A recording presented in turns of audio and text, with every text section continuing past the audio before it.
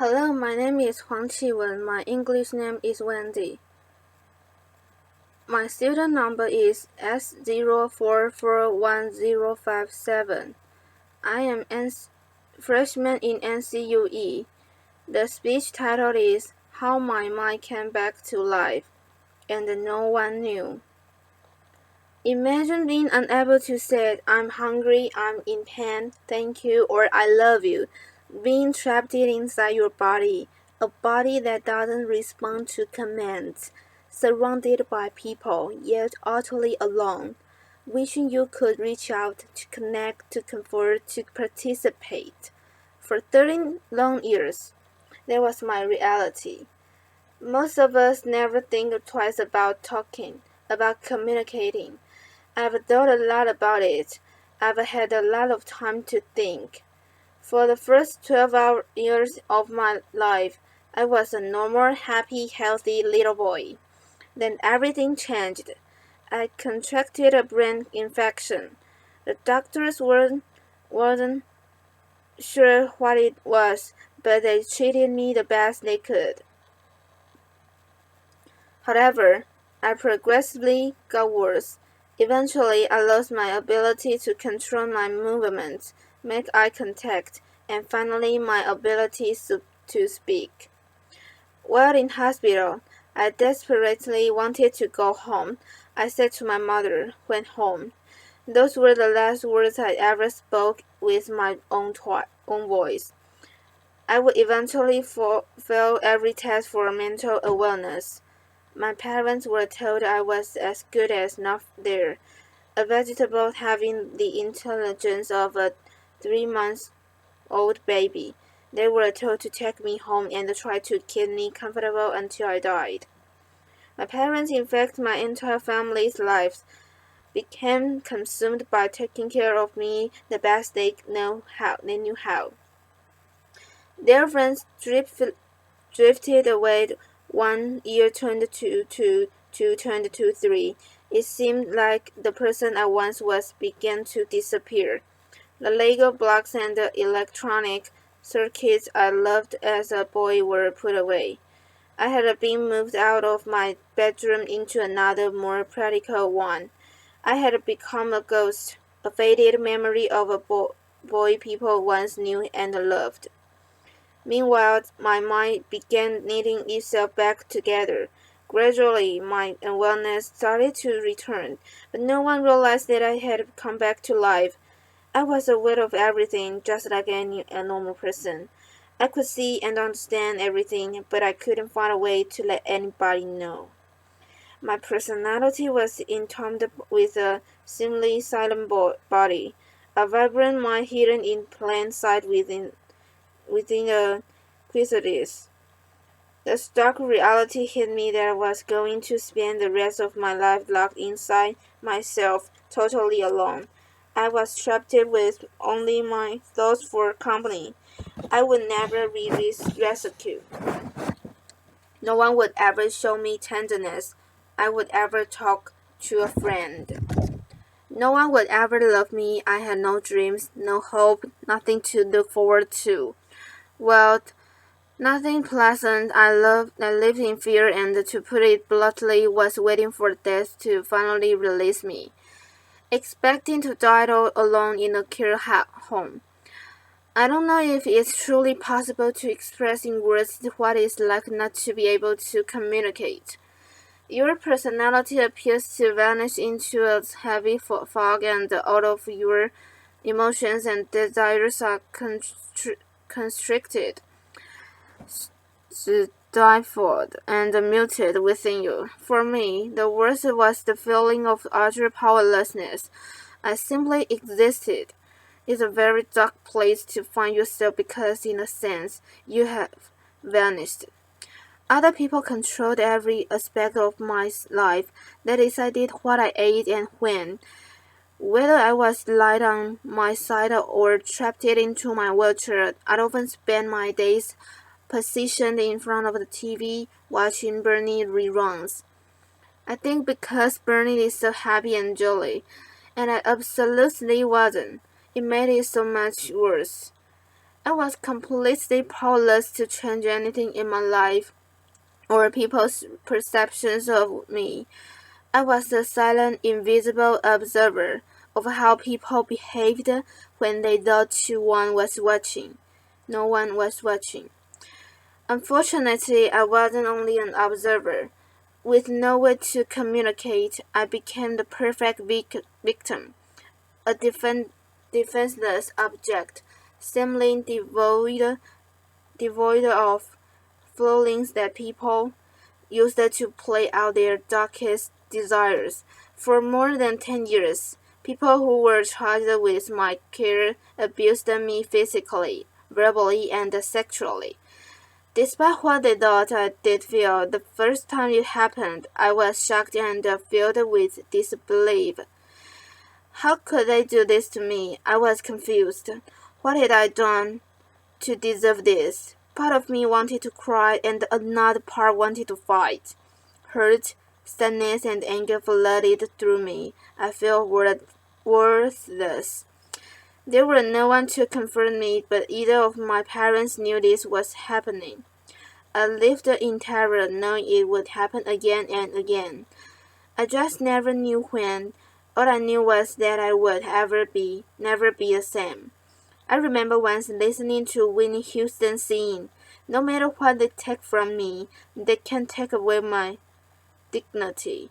And I thought to myself, you want to bet? Perhaps my parents could have found out and could have helped, but the years of constant caretaking, having to wake up every 2 hours to me, combined with them essentially grieving the loss of their son, had taken a toll on my mother and father. Following yet another heated argument between my parents, in a moment of despair and desperation, my mother turned to me and told me that I should die. I was shocked, but as I thought about what she had said, I was filled with enormous compassion and love for my mother, yet I could do nothing about it. There were many moments when I gave up, sinking into a dark abyss. I remember one particularly low moment. My dad left me alone in the car while he quickly went to buy something from the store. A random stranger walked past, looked at me, and he smiled. I may never knew why, but the simple act, the feeling moment of human connection, transformed how I was feeling, making me want to keep going. My existence was tortured by monitoring, a reality that was often too much to bear. Along with my thoughts, I constructed intricate fantasies about ants running across the floor. I told myself to tell the time by noticing where the shadows were. As I learned how the shadows moved as the hour of the day passed, I understood how long it would be before I was picked up and taken home. Seeing my father walk through the door to collect me was the best moment of the day. My mind became a tool that I could use to either close down to retreat from my reality or enlarge into a gigantic space that I could fill with fantasies. I hope that my reality would change and someone would see that I had come back to life, but I had been washed away like a sand castle built too close to the waves. And in my place was the person people expected me to be. To some I was Martin of Vancouver, the vegetable, deserving of harsh words, dismissal, and even abuse. To others I was the tragically brain damaged boy who had grown to become a man. Someone that were kind to and cared for. Good or bad, I was a blank canvas onto which different versions of myself were projected.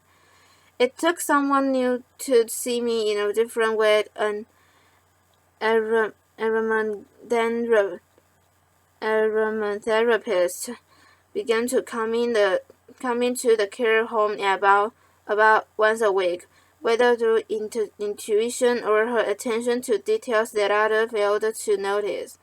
She became convinced that I could understand what was being said, she urged my parents to have me tested by experts in augmentative and alternative communication, and within a year, I was beginning to use a computer program to communicate. It was exhilarating but frustrating at times. I had so many words in my mind that I couldn't wait to be able to share them. Sometimes I would say things to myself simply because I could.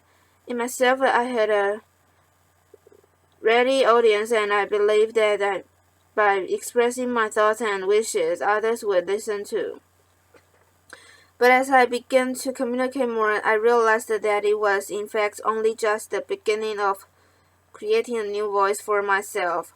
I was thrust into a world I didn't quite know how to function yet. I stopped going to the care home and managed to get my first job making photocopies. As simple as this may sound, it was amazing. My new world was really exciting but often quite overwhelming and frightening.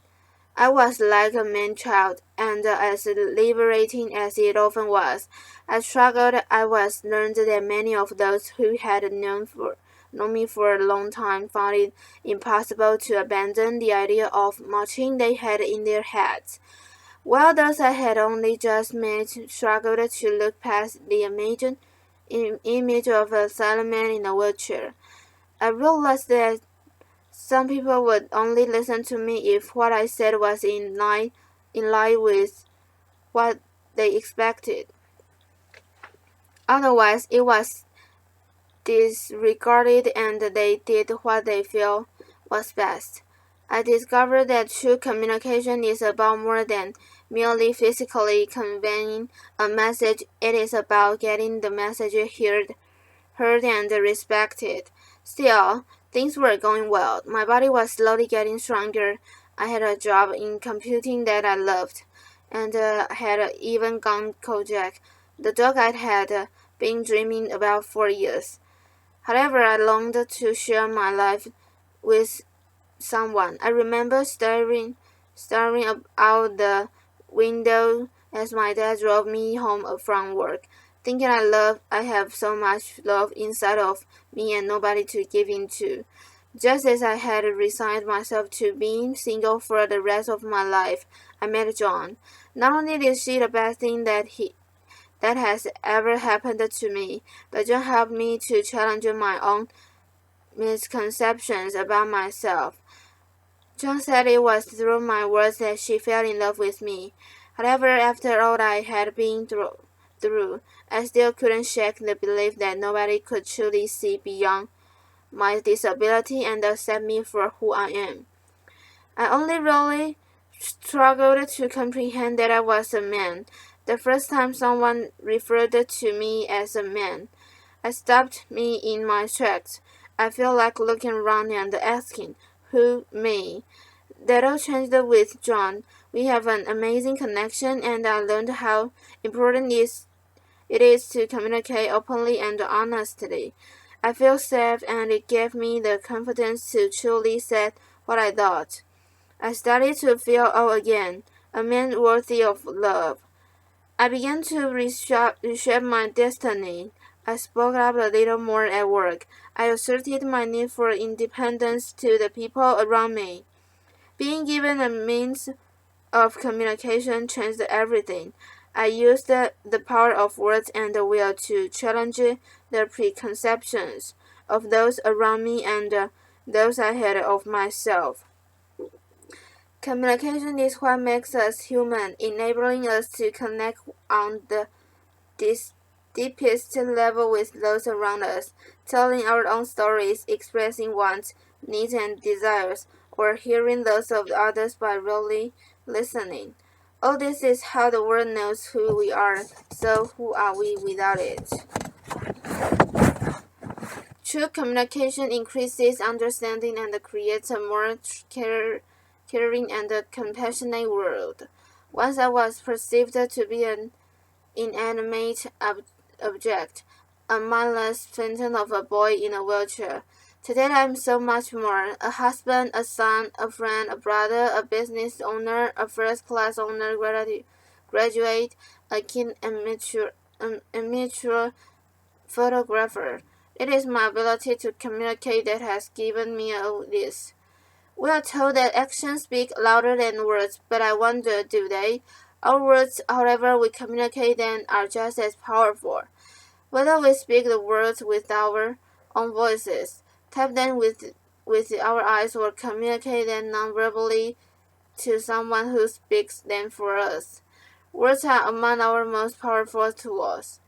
I have come to you through the terrible darkness, pulled from it by carrying thought and by language itself. The act of you listening to me today brings me further into the light. We are shining here together. If there is one most difficult obstacle to my way of communicating, it is that sometimes I want to shut in, other times simply to whisper a word of love and gratitude. It all sounds the same, but if you will, please imagine these next two words as warmly as you can. Thank you.